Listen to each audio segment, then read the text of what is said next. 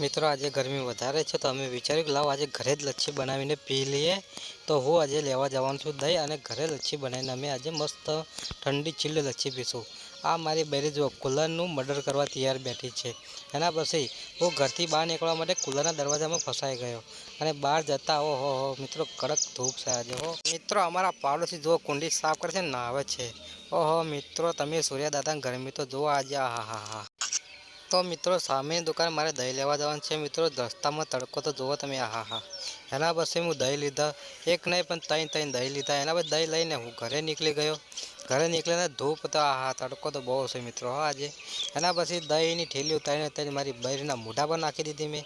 એના પછી તપેલીમાં બરફ લીધો અને દહીંની ઠેલી તોડીને તપેલીમાં નાખવા માંડી મારી બૈરી। દેખો મિત્રો આજે લચ્છીની વિધિ છે તો લચ્છી મિત્રો બનાવી તો ઘરે બનાવીને પીવી। મિત્રો એને બરોબરની એકદમ હલાવવી પડે લચ્છીને। એના પછી લચ્છીમાં મસ્ત મીઠી કરવા પડે ખાંડ ઉમેરવી પડે। મિત્રો 2 વખત ખાંડ નાખી છે મારી બૈરીએ। તમે મિત્રો જોઈ શકો છો આજે ખાંડનું તો આપણે પણ વિચાર્યું કે લાવ આપણે પણ મદદ કરી લઈએ। એના પછી સેવ અને 2 ગ્લાસ લાવી દીધા। એમાં લચ્છી કાઢવાની છે મિત્રો એકવાર ફરીથી લચ્છીને અમે હલાવીએ છીએ। એના પછી પૂરું કાશ્મીર મારા ગ્લાસમાં પડી ગયું અને લચ્છી પણ ભરાઈ ગઈ। એના પછી ઠંડી ઠંડી છેલ્લે લચ્છી પીવું છું હું આ હા હા મિત્રો કેટલી મજા આવી ગઈ।